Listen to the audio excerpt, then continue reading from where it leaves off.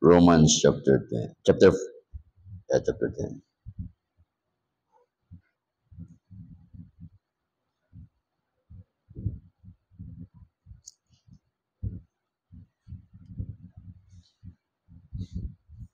Verse 13 to 17. Okay? Verse 13 to 17. We are going to read the word of God responsibly. For whosoever shall call upon the name of the Lord shall be saved.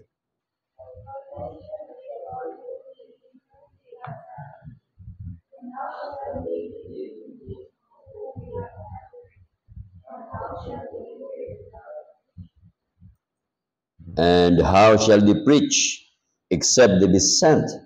As it is written, how beautiful are the feet of them that preach the gospel of peace and bring glad tidings of good things.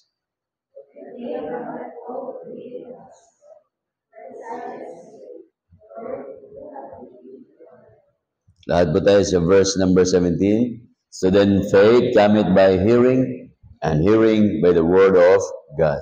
Tayo mo na lang in Heavenly Father, we thank you so much for the reading of your words. May you bless us, encourage us, dear Father, concerning scriptural truths. In the name of our Lord Jesus Christ, amen. Okay, last meeting we discussed about reasons why Christians should win souls. Ito po yung mga dahilan, ano ho? Pa-review lang muna natin to, yung mga lesson natin noong nakaraan. Mga dahilan, bakit tayo nagsusoul winning? Because God commanded it. Okay? Inutos ng Diyos. It is God's command. Pangalawa, soul winning is the decent thing to do. Decent po yan, pag-soul winning. Dahil tayo ay nagiging ambassador ng Panginoon. Okay? Kung yung mga agent natin sa sasakyan, agent ng produkto, decent yung kanila. Kahit nga lang yung nagtatawag, anong tawag niya, nagtatawag na barker. Diyan sa junction paggagabi, yung barker diyan, my goodness. Nakita niyo barker diyan, Adrian? Nakanikta yan, talo ang Bible student diyan. Talo ang diyan, ha? May gold pa. Grabe, decente. In-interview ko yan eh. Sabi ko, bakit ganyan ang itsura mo? Sabi niya, nagtatrabaho ako. Decente, marangal yung trabaho ko. Oo nga naman. Pambihira, no? Yan na yung tao na yon, yun na lang yung natira noong 1900s. Kasi nung araw, yung mga nagtitinda sa palengke nung araw, naka-Amerikana. During American time, ganun po yan. Yung mga pictures natin ng mga Maria Clara, nung panahon ng araw, ganun ho. Okay? So, decente mga buded. Sa atin dito, makita mo, alam mong mangingisda sa uri ng kanyang kasuotan. Alam mong yan ay farmer sa uri ng kasuotan. Pero kung doon ka punta ng Korea, nakita ko, my goodness, yung mga farmer doon, naka-Amerikana naman eh. Oh. Di ba? Naka-Amerikana. Sa Singapore, pinapanood ko yung nila, sa social media nila, yung mga fisherman nila, para mga doktor. Oh, mga nakaputi. Pambihira, sabi ko, bakit sa Pilipinas? Kaya pangit yung alam mo yung mga tinitiktok ng mga Pilipino, yung walang kakwinta-kwinta. Pangit eh. Dapat gagawin yung mga magandang bagay. Yung bang nakakahamon, okay? Ano pa? Because it encourages believers, di ba? Pag nagsulwining ka, makita mo ibang tao nagsusulwining, na-encourage ka, kung backslider ka. Another one, why we need to win souls? Because it demonstrates the power of God. Yung tao na sulwiningan mo, nagbago ba ang buhay yan? That's the power of God. It is not you that transform the person, but the power of God. Then another one, na reason is, because it is a timeless principle. Okay? Timeless principle. Ngayon, dako na tayo sa ating sunod na lesson. Ang lesson natin ngayon is all about basic types of soul winning. Okay? Basic. Mga basic lang to. Ano ba yung mga basic natin na soul winning? Okay. Sa binasa po natin, nakalagay po dyan, yung binasa natin, how then shall they call on him in whom they have not believed? And how shall they believe in him whom they have not heard? Ibig sabihin, hindi naman maniniwala yung tao kung walang napakinggan. So dito pala, ang unang basic na ng soul winning, ito yon. The preacher from the pulpit or anywhere else preach the soul winning message. Yun yung number 1. The preacher preach soul winning message. Kasi kung ang preacher, mga kapatid, kahit mga unbeliever yan, pag ang itinuro niyan is all about happiness, it's all about family, it's all about tawag dito, community, it is all about availability. Pag hindi nadaanan yung kaligtasan, uuwi yung tao, zero. You miss the main thing. Yung pinakamahalaga na mismo yan. Para bang ikaw, di ba? Nung Tuesday, nasa Paite kami, inano ko yung sakyan. Di pa, during kainan, transfer ko yung sakyan. So, nung kayo paano, napa-akyat na dahil kakain, sabi nung misis ni Roger, Pastor, dito ka na kumain. O, sige. So, binigyan ako ng okra at saka yung tagong gulay. So, hindi ko alam tuloy kung ano ba yung kinakain nila sa taas. O, di ba? Hindi ko alam eh. Kasi wala akong idea eh, di ba? Ano ba kinakain nila doon sa taas? So, ang akin, ang binigay sa akin, okra at saka yung salad. Sabi ko, parang may manok dito natira ba yung kinakainan nila? Mukhang masarap to So, hindi ko ngayon alam kung ano yung main dish doon sa taas. Dahil hindi ako makit Ang ibig sabihin nito, kapatid, the moment nasa kainan ka, eat all you can yan, whatever, pagkatapos ang kinuha mo lang ay yung mga prutas, nabusog ka na, wala kang nakain. Okay? So, ganun din po mga kapatid. Yung preacher, magturo man yan siya ng kahit ano, pwede namang ituro ng preacher, ng mga pastors natin. Pero pag wala pong soul winning, hindi nagkaroon ng soul winning, wala po yan. Kaya po dito, sa binasa natin, Romans chapter 10, ano sabi dyan? Verse number 15, and how shall they preach except they be sent? How beautiful are the feet of them that preach the gospel of peace and bring glad tidings of good things.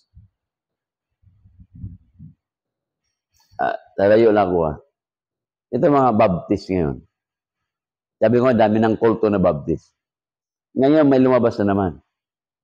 Alam mo pinaghahanap? Yung buhay ng pastor. Kung anong mali. Sinend sa akin ang haba ng listahin. Haba. Yung kurap sa simbahan, yung may mga chicks, yung may mga anak.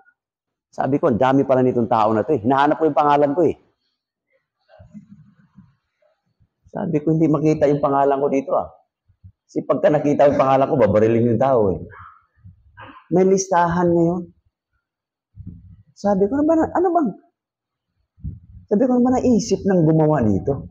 Bakit ang pinag-anuhan na? Ibig sabihin ko, meron na palang mga ngayon. Baptist spy.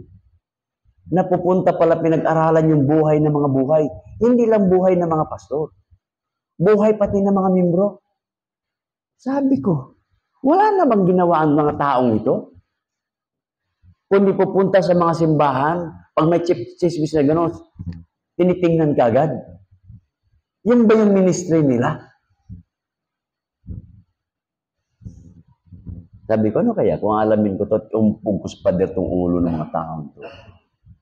Ang gusto ko makita, yung nag-Bible study sila, nagsusulwining sila. Yan yung gusto ko makita Ayoko yung gano'n.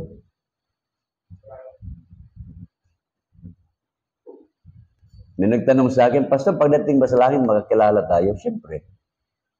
Kilala tayo. Pero hindi natin makilala o malaala yung mga mali natin. Yung computer, kahit anong ilagay mo dyan, pwede. Yung cellphone mo, pwede mong ilagay nung kalukuhan mo dyan. But you can delete it. Yung sinabi ng Panginoon, you shall be like Him. We shall be like Him. Walang kasalanan yung Panginoon. So lahat ng memory na kasalanan natin. Kasi pagka kasalanan na pag-usapan, pagdating sa langit, hindi matapos-tapos yung eternity. Pagka may award yan si Ricardo ng faithfulness. Hindi nga faithful yan eh. Oh, ba't si Pastor, mayroong award na Crown of Faithfulness. Laging late yan eh. O, di ba? Magkakagulo tayo sa langit eh. Ano kanyo ba mga kapatid? Kakagulo tayo. Kaya yun po yan ha. Ano ba? Sabi dyan. So, iwan ko, anong mga nasa isip nito. Kaya sabi ko, ang dami na mga baptist ngayon. Mga kulto. Kulto na. Noon, ang iglesia, kalaban ng baptist. Ngayon, ang iglesia, umalis na. Hinayaan na nila na ang baptist na ang magkakagulo. At yun na ngayon.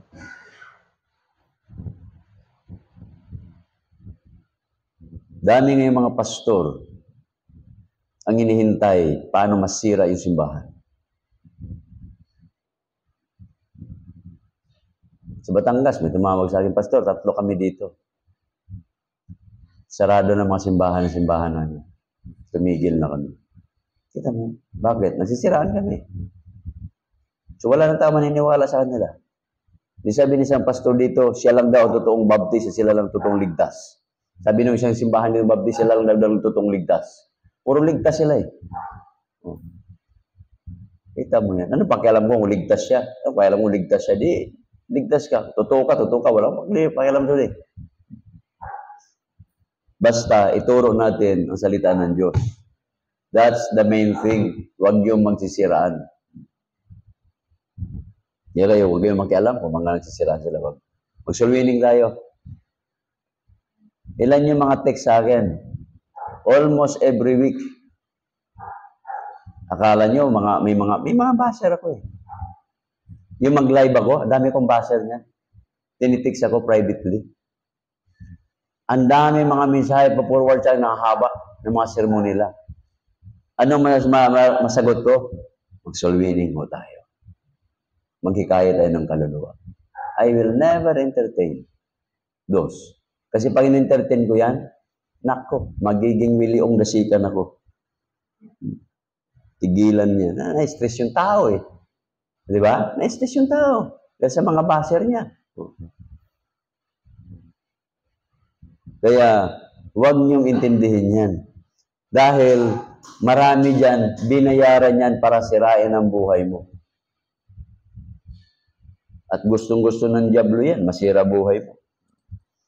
So, nakalagay dyan mga kapatid sa verse 17, so then faith cometh by hearing, and hearing by the word of God. So the moment that we are going to preach the very word of God, especially salvation, that person, yung salita ng Diyos, will never return void. Maliligtas yan. May sinulwiningan ako, ang sabi niya sa akin, paano mo malaman na totoo yung pinagsasabi mo? Sipin mo. Ang ganda, no? Paano ko malalaman kung yung pinagsasabi mo ay totoo? Sinagot ko. Kung mamayang gabi, makatulog ka na mahimbing, mali ako. Pero pagka hindi, totoo yung sinabi ng Biblia, ay hindi nakatulog. Hindi nakatulog. Hindi siya nakatulog. Kinabukasan, sabi niya, Sir, hindi ako nakatulog. Ay sabi ko, hindi, nakonsensya ka. Kumikilis yung salita ng Diyos. Kung sipin mo yan, simpleng bagay lang. Sabi ko, pag ikaw ay nakatulog ng mahimbing, mali ako. Pero pag hindi ka nakatulog sa gabing ito, naalaala mo yung sinasabi ko mula sa Biblia, nangungusap ang Diyos sa'yo. Ito yan. Yan sa may Youngstown, bagong Kristyano ako nung araw, napaka-eager ko. Pagdating sa Bible School, dyan sa Kainta, gagawin ko niyan. Mag-house to house ako mag-isa. Tatakatok ako niyan. Tao po! Mga nakaniktay pa kami nung araw eh. Niktay. Para kami mga Electrolux kasi yun ang training ng ng Mandaluyong nung araw. Sulwin, nakaniktay. Siga ko nung araw. Tao po. Talyer. Galit sa akin yung tao. Malis ka dyan. Nakulto kayo. Pampihira. Alang ginagawa ko, mahal ka ng Diyos po, kuya. Mahal po kayo, buong pamilya nyo. Ako po'y nandito para bahagian kayo ng salita. Baka sakaling tumanggap kayo sa Panginoon. Sinigaw-sigawan ako. Ang sabi ko, sasar ko, kuya, papagpagan kita ha. Yun ang sabi ng Biblia. Wala akong ibang may sagot eh. Sabi ko, papagpag ako kasi sabi ng Panginoon, pag pinagpagan daw, hindi na darating kaligtasan sa iyo. Pinagpagan ko. Ang galit na galit sa akin, binato ko eh. Takbo, di naman ako. Siyempre, pinagpagan mo yung tao eh. Hindi na ako dumadaan kasi baka ako madali ako eh. After 1 month, bumalik ako, sarado na ang talyer. Sabi ko, kumusta na yung tao dyan? Wala na yun, patay na yun. Alam mo? So yung kaligtasan dapat napunta sa kanya. Hindi tinanggap. Di ba? Isa pa doon sa may Dahlia o Daffodil Street sa Greenland. Grabe yun, kami ni Pastor Celso at saka si Rody. So winning kami.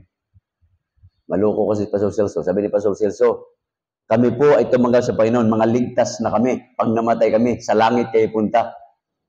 Sabi nung may-ari ng bahay, kung patayin kita, sa langit kayo punta? Patayin kita ngayon? Opo! Saglit lang ha. Pumasok sa loob. Ay, nataranta ko eh. Sabi ko, pambili. Itong tao to, pahamak to eh. Di ba? Kaya, minsan sa mga natin, mag-ingat din tayo. Okay? So, yun po yan, mga kapatid. Basic types of soul winning. The preacher must preach soul winning message.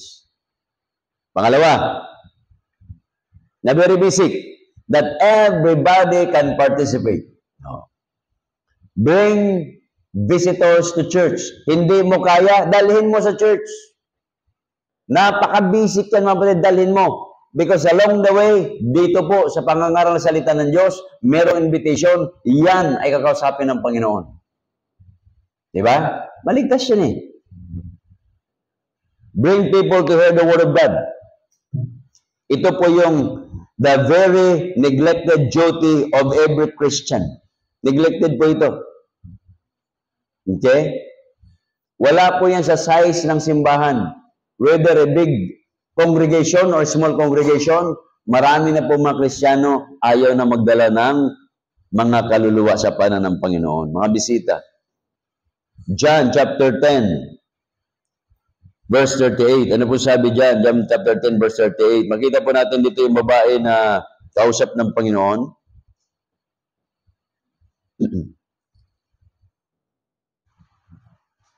Hindi yata chapter 10. Chapter 4, nagkamali ako. Chapter 4, verse 38. I'm sorry. Wala pa rin. Ha?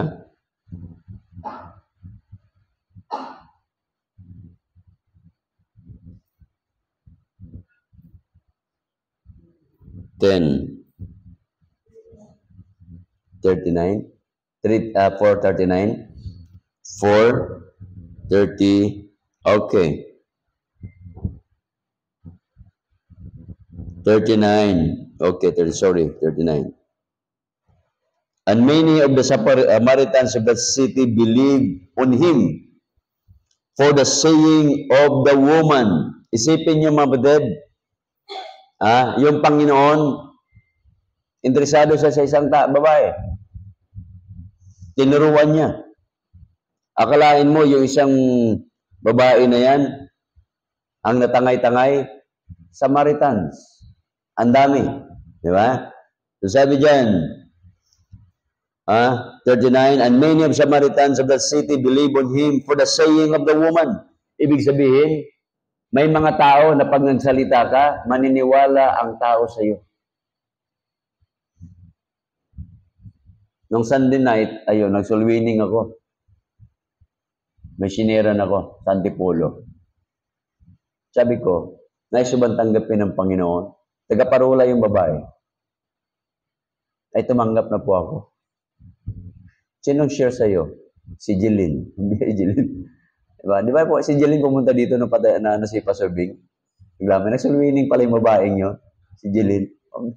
Ayos to ah. Oh. Tanda pa niya yung pagtanggap niya eh.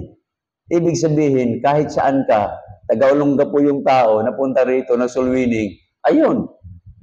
Na-encounter ko, na-meet ko, ligtas pa rin. Kita niyo yan, mabadid? So yun po yan. So yung salita mo, na share mo, hindi mo naman salita yan, salita ng Diyos yan, yan po ay manahan sa puso ng tao. Kaya ito po yung nangyari. So many of the Samaritans of the city believed on him for the saying of the woman. So when the Samaritans came unto him, they besought him that they would tarry. Yun po yan, di ba? Kaya, ano sabi nila?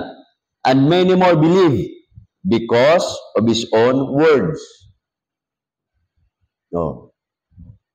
May mga tao lang na hindi naniniwala, lalo na pag mga bata pa kayo. Nung ako po'y nagsimula doon sa, Paite, doon, Brother Rap, sa may, kay Binga. Binga yung, sa may, mismo, yung pinakasentro. Doon ako kumakain ni Binga, yung Chinese Unibol. Yung paradahan ng ngayon kasi puro commercial na, MW, yung pagliko lang na ganyan, papunta ng munisipyo. Yun po yung pinakasentro nung araw. Nandoon yung mga senior citizens. Na pagka mga bandang alas 4, nandoon sila. Nagkukintuhan ba? Ang dami. So tumayo ako doon, ako po yung nangaral. So parang habit ko na pagkagalang Bible study, yung mga matatanda tira doon, Brother Bong, sige, turo ako ng turo. Tanggap ng tanggap din yung matatanda. Alam nyo, nung sinama ko si Pastor Bing, matanda na rin, di ba? Nandoon, ano sabi mo matanda? Totoo pala, Pastor, yung sinasabi nitong bata mo. Totoo pala. Wala sabi ko, ayos ah. Sabi ko, sarap batukan ito, matatandang ito eh. So feeling nila, kasi matatanda nga, di ba, mga senior, I was 23 years old that time.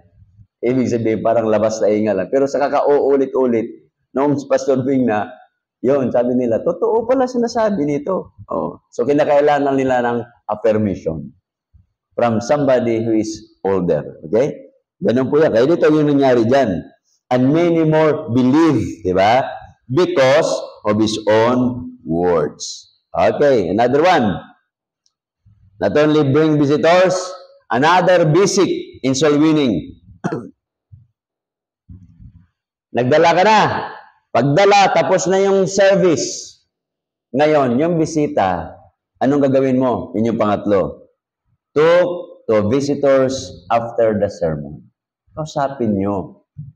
Kaya pag may bisita tayo dito, hindi ko naman lahat masikaso yan. Kaya dapat lahat ng membro dito na marunong, lalo mga Bible student, meron dapat kayong care ministry. Ibig sabihin nito na yung mga bisita, isituate ninyo na lumabas ang simbahan na ito, tumanggap sa Panginoon. Kasi pag hindi yan nashiran, hindi natanggap sa Panginoon, nasayang yung kanyang punta rito. Nakuha niyo po, Dad? Kaya tabihan nyo, kausapin nyo. Yun po yan. Kasi yun yung opportunity. Home court na yan. Ibig sabihin, nandito na siya sa kampo, nandito na sa loob ng church, pagkatapos hindi pa rin nasulwiningan, abay nakakahiya. Pagdating ng langit, iiyak-iyak yon. Nag-attend ako doon sa Baptist Church, hindi man ako, wala naman lang nagsabi sa akin dyan na paano maligtas. O kawawa naman tayo. Kita nyo, masisi pa yung buong church. Pagdating ng araw, siyempre, maghugas kamay ako. Hindi, nangaral ako ng salita ng Panginoon eh. Hindi ka nag-invitation eh. Pambihira, no? Sabi ko, patay na. Ang daming membro. Tatanungin ng bawat isang mga membro. Ay, hindi, busy ako.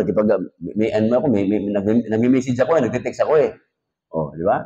Nag-FB ako eh. Yun na yan. Yung iba, may kausap na ako doon. Busy na kasi sa service. So, sa kabisihan natin, lalabas yung bisita, hindi nakakilala sa Panginoon. Kaya dapat, you need to take care of that visiting soul. Okay? Simple lang naman yan. So, another basic of soul winning. Ito. Kausapin mo, talk to your acquaintances, and family. Ibig sabihin yung mga relative mo, ligtas ka na, dapat ipadama mo sa nila yung kaligtasan na alam mo. Kung birthday mo, sige, gumastos ka ng pera, pero kahit maliit man lang, mayroong Word of God. Sayang yung pera na walang Word of God. Nakuha niyo, kapatid? Pag mayroong mga activities sa loob ng, ng bahay ninyo, that will be an opportunity na yung salita ng Diyos makapenetrate sa pamilya po ninyo. So yun po yan. Hindi lang pamilya ninyo. Kahit doon sa mga ka-office mate ninyo. Yun po yan, mga kapatid. Kausapin nyo. Kasi yung kaibigan ninyo, yung kamag-anak ninyo, kayo ang nakilala niyan. Hindi ako. Hindi yung mga churchmate natin. Kaya wag nating iasa, hindi, pagdating ng araw, mga 10 years yan, makakilala sa Panginoon yan, makarating din simbahan niya. No. Start doon sa inyong sa tahanan ninyo. Okay?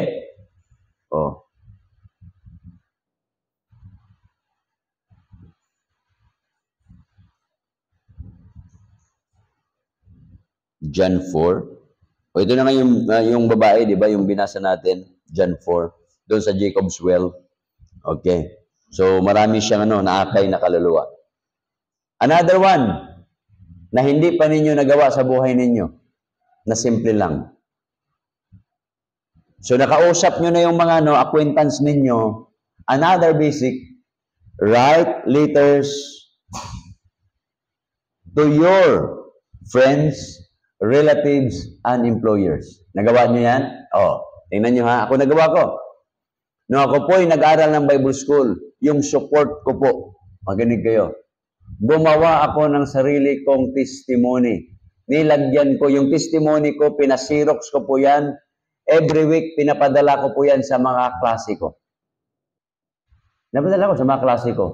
Minimail ko po yan. Sinulatan ko yung registrar, ma'am, pwede po bang makuha kong mga address na mga kaklase at mga schoolmate ko? O dahil kilala ko, pinadala sa akin. Ako naman, pinadalhan ko sila ng mga sulat. Kasama ng testimony ko at saka yung tracts na ano ang iyong buhay. Okay?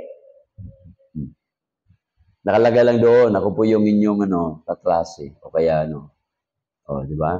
So, siguro nasulat ko doon, ako po yung inyong adjutant during the time. So, kasi halos naman ng nung time na yon, kilala naman ako ng buong eskwelahan.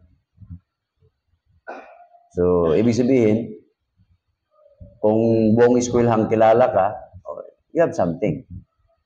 Kasi pagdating mo sa mga mathematics Olympiad nung araw, science fair, lagi ako nandoon, participate ako eh.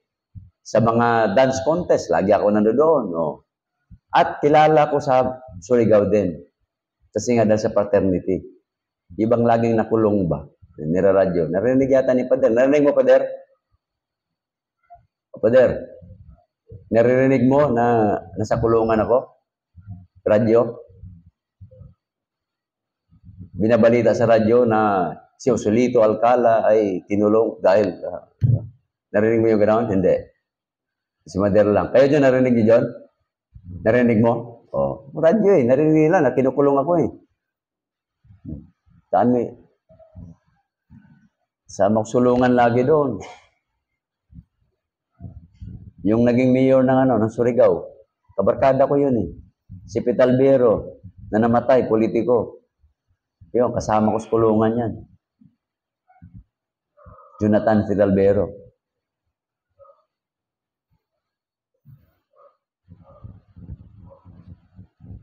Kaya pag luko-luko ka, makilala ka ng tao. Kaso lang, pag binago ka, namamangha sa'yo. Hindi ba? Namamangha sa'yo. Ba't ka binago? Okay? So, yun po yan, Abuded. So, ang ginawa ko noon, sulat. Ngayon, magastos yung magsulat kayo ng letter, Meron namang messenger, doon nyo ilagay. Gamitin nyo yung messenger nyo. This is just to inform nyo. Ako nga, tuwang-tuwang nga ako. Alam niyo yung Jesus Miracle Crusade? Yung mga membro ng Jesus Miracle Crusade? Isipin mo, may kaibigan ako isa na Jesus Miracle Crusade. Pinadalahan ako sa yung messenger niya. Alam ko po, kaibigan, ay kayo pastor ng Baptist. Kaso lang po, palaala lang, kinakailangan mong tanggapin ang Panginoon sa puso mo. Bilyong Diyos sa tagapagligtas. Tonto ako sa kanya eh. Ayos to ah. Sipin mo, alam ko pong pastor ka ng Baptist, pero sinulwiningan niya ako eh. Sabi ko, kailan kaya darating na yung mga membro ng Brookside maging ganito? Di ba? Alam nyo, every year, pinapadalahan ako ng invitation yan. Kaibigan, ikaw po'y aking inanyayahan sa darating na ganito. Kami po ay merong anibersaryo ng Jesus Miracle Crusade na gagarapin sa Amorsol Stadium ba yun? Tapos yung dito, sa Inares, inimbitahan ako eh. Sipin mo, sabi kong kung lahat ng mga membro ng Brookside, ganito ang gagawin, ganito kasi sipag, nako. Siguro darating ng Sabado, maraming yung people darating dito. Pero sa mga mukha niya, wala pa kayong tinex eh. Ano mga mukha niyo? Yung people. 2 weeks na ako nagsabi na text brigade. Di ba? Text brigade. Ang gagawin nyo, magte-text kayo pag Sabado ng umaga. Simulan nyo na mamaya ha. Di ba? So if your goal is 100, dapat mag-text kayo ng 200. Ang kasi ng invitation, pagkalinggo mo, tinext yan, makakalimutan yan. Pero pag tinext mo ulit ng Wednesday, mariremind siya. Pero the day after i-text mo, mapalalahanan siya. Kaya dapat 3 times mong may text yan. Kung tinitext mo, parang ako, minsan nagbabasa, minsan hindi. Patay ka. Tinext mo kayo ng umaga, ngayon lang ako nagbasa. Di ba? May mga taong ganun eh.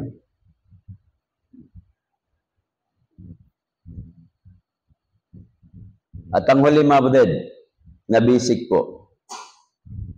So nandoon na, di ba? Mga basic lang yan, di ba? Nag-preach, nag-imbita ka, pagkatapos siniran mo yung mga bisita, sinulatan mo yung mga acquaintances mo, pagkatapos, ito, mahalaga din to. Live a godly lives, okay? So live out the gospel. At least some of you could not live.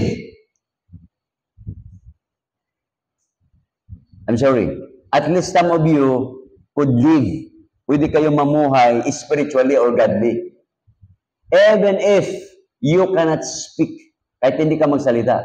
Pero pag ayos ang buhay mo, people will read your life.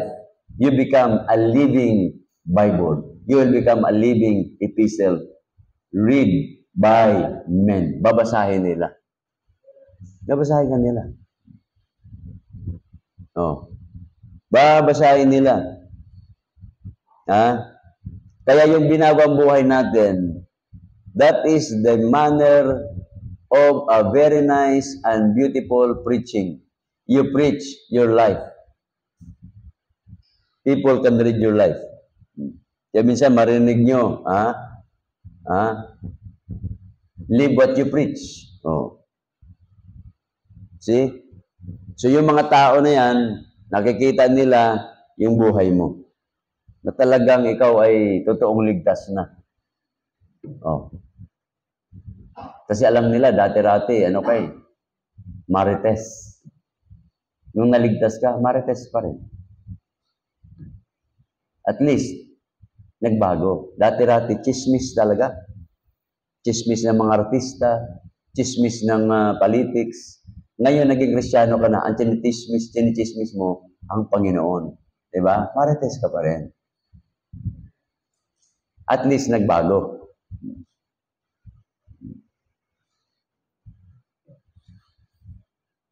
Matthew chapter 5 verse 16, let your light so shine before men that they may see your good works and glorify your Father which is in heaven.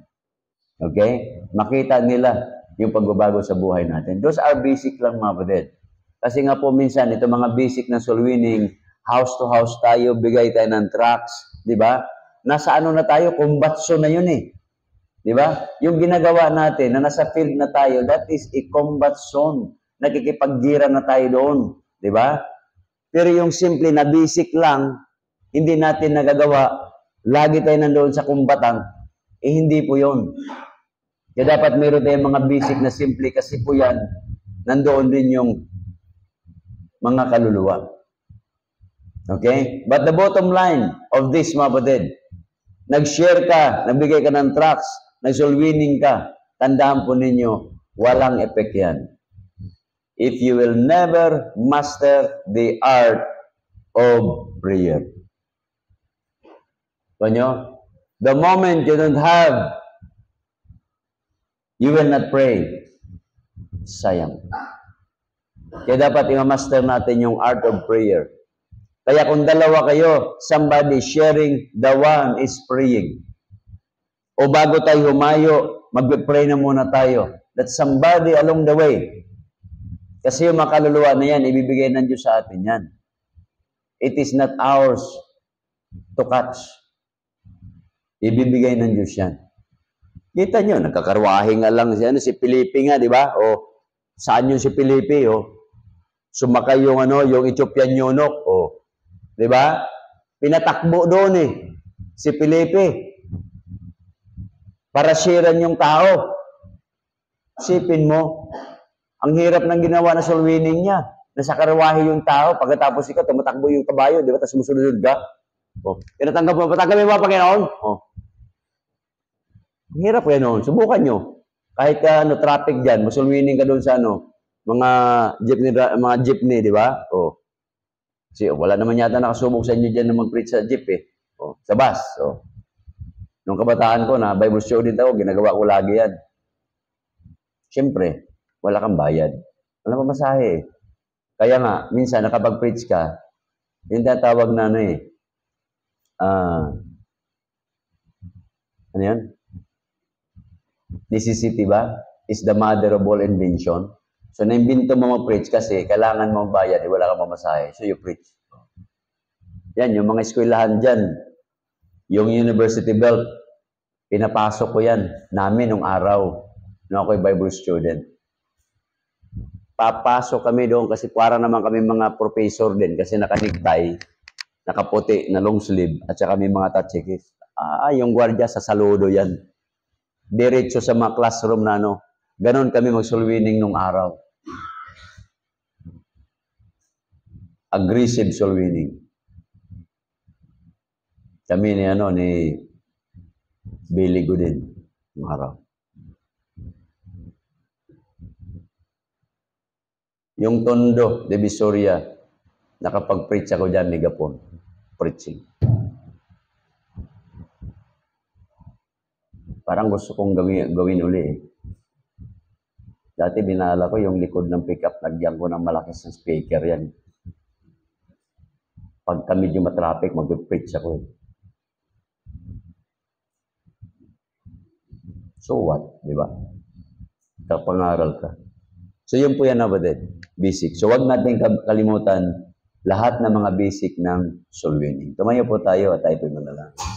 Heavenly Father, sa dinami-dami na naming napag-aralan about soul winning, yung mga simple, mga basic, ay nakakalimutan namin. Pero ang bottom line po, O Diyos, tulungan niyo po kami as a church to do the main thing, to win souls for Christ. It is not ours to keep, but you have given us a moral and spiritual responsibility na kami po'y mamuhay not for our own, but for others. Just like what you did. You died for all. To save sinners. To save the lost. And even doon sa pinakahuling moment ng buhay ng Panginoon natin, on the cross, nakaakay pa rin siya ng kaluluwa. Mga kapatid, I pray na bawat isa sa atin, laging nasa puso't isipan natin ay mag-akay ng kaluluwa. If God is reminding you tonight for all those basics of soul winning, you may come and talk to the Lord in prayer right now.